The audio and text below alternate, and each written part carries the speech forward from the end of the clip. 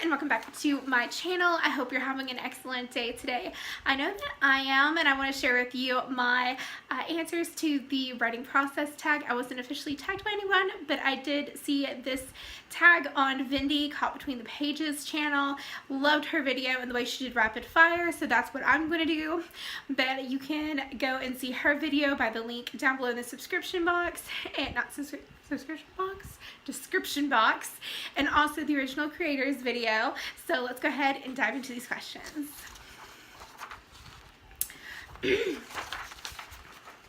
Question number 1, what genres do you write? I typically write fantasy and some contemporary, but they're usually mixed in with fantasy, so fantasy.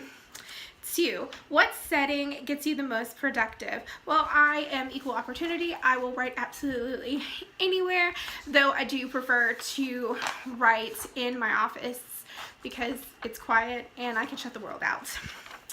Number 3, if you have multiple story ideas, how do you go about picking which one to start on first?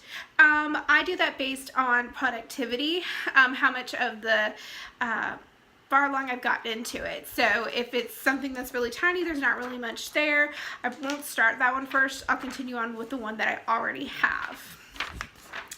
The next question is do you outline? Sort of. What I do is I write a plot from start to finish, and then I sort of divert and do whatever and build characters from there. But anyways, number 5, do you start your first draft with pen and paper, typewriter, or computer? I do computer. I used to start with pen and paper, and I've never owned a typewriter. Number 6, what do you do to get through writer's block? To get through writer's block, I will typically watch movies that are like period pieces or like fictional period pieces, you know, like Lord of the Rings, and for like a actual period piece like Jane Austen, the Tudors, the Borgias, that kind of thing. I'll do that. That's typically the kind of like fashion era speech pattern that I typically go for in my fantasy, so that's why I like it. And it helps me with my writer's block. Number 7, do you format your project from the beginning or worry about that later? Well, I kind of wing it. I don't worry about it at all. I just go with whatever, you know, flows normally to me. But if you're really wanting to know an answer to a specific format, it's probably going to look a lot like fan fiction, because I originally started writing fan fiction, then moved on to original works. So if anybody goes to Archive of Our Own, that's typically like the formatting that I like to go for.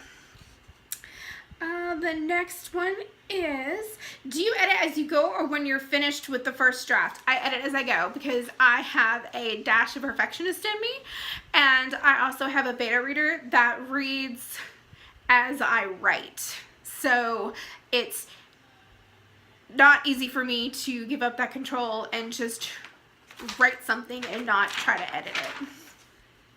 Plus, when she sees it, I want it to at least look somewhat like an intelligent human wrote it instead of this human. Let's see here. After finishing your draft manuscripts, how long do you give it a break before you start going back over it, or do you give it a break at all? I mean, like I said, I'm a dash of perfectionist, so once I get a finished copy, I just want to get it finished and get it over with. I don't want to take a break and let the creative juices for that particular product, not product, but body of work die, because that can happen with me. So anyways, let's move on to the next one, and the next one is number 10. And is there something that you prefer to do to get you through writing? Playing music, TV, having your favorite drink or food?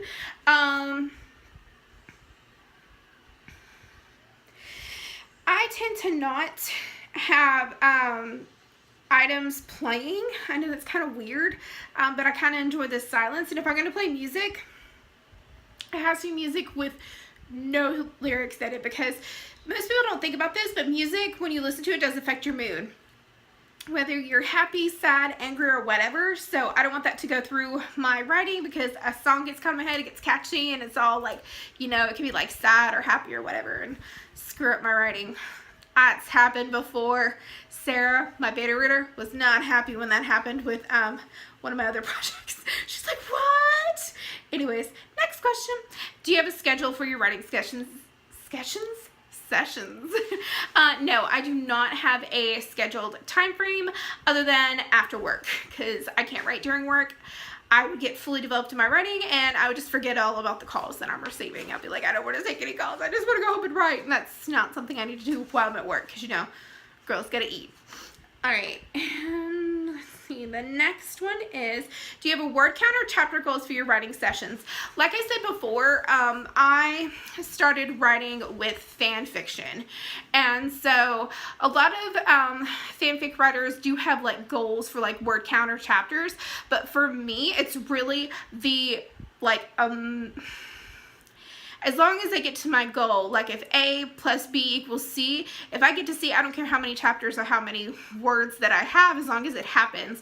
Because there's a lot of successful like fan fiction that is like chapters long, that can be like 60,000 words, like a whole novel. And then there's some that are like 1,200 words, and you get to the same destination, just how you write it. So I don't really have those kinds of goals, other than I get to my destination with my characters. Let's see. Next one is, do you work on multiple projects at one time? I used to work on multiple ones all the time, but now I just limit it to 1 or 2, maybe 3. And then after like I get more than that, it tends to go like on the back burner. I completely forget about it, drop the idea, and it stays in its own little trash can in its folder. And 9 times out of 10, I typically don't touch it again.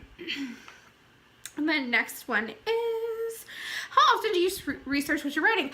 I research before, during, and after. So always. That never ends for me. If I'm looking for a specific thing, that can actually stall a writing session, because I'm looking for the specific thing and I need it in the confirmation for the research, and that can sometimes actually kill it. So, but I do it all the time. There's no end in sight. So the next one is, how do you organize your projects? I organize them by what I call the author's notes, and each one has their own folder with their own author's notes that contains the summary, because I do write my own blurbs preemptively, and then I write the plot. I have the characters. If the characters are in like a supernatural fantasy, I will have the characteristics of what makes them different from humans, basically. Anyways, let's move on. And number 17, do you reward or punish yourself for achieving or missing out on your writing goals? I don't punish myself. My writing is my own personal gift. If I don't want to write, or if I don't think it's going to go somewhere, tough. It is what it is. The project's either dead, or I need to come back to it, or whatever the case may be. It's just done. No need to hurt yourself over something that you may come back to at a later time, and like it like flourishes and blooms and it's swift. But as far as rewarding, I may reward myself with like a coffee from Starbucks, because I rarely do that anymore, or something like that. But it has to be something really big, like I finished a project, or I got back-to-back feedback from Sarah telling me that it was really amazing, the stuff that I've submitted to her, and she loves it. That boosts a girl's ego like when I get that feedback back. Anyways, number 18, are there any works similar to your projects that you look for and use for inspiration and or comparison? The only thing I look at other projects for, such as like movies, artwork, clothing, not clothing, yeah, clothing, because I watch fashion shows, and period pieces and stuff like that, because like I said before in my previous questions, I do like those kinds of eras, and I like to look at what they're looking at, because that's what I see my characters wearing.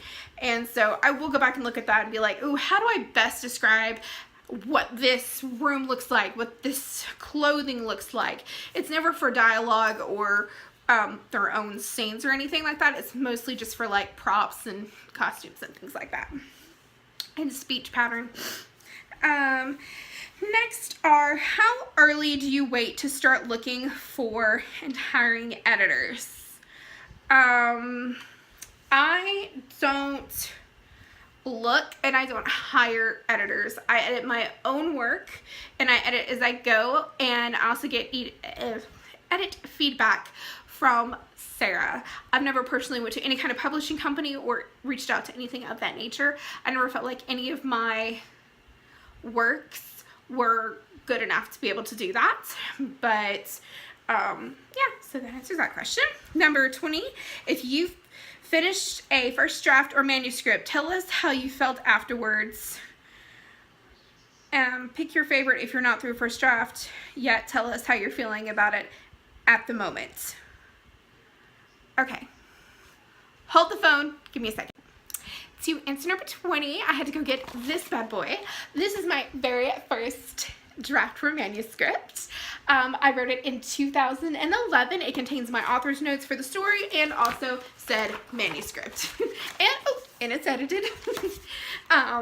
When I completed this, I felt such complete and utter joy and pride and just a sense of relief, because I feel like my characters talk to me, and when they talk to me and I get to write down their stories and share their stories, that it's just simply amazing. And I am so proud of this, even though it wasn't my best work, but it is the star that got me into writing more of my own original work. So yeah, love it. Number 21, tag someone. So I am tagging anyone who wants to do this. If you'd like to do this, please leave your link to video or your blog post if you do that down below, or your answers down below. Let me know them. I hope you've enjoyed this video, and until next time guys, bye.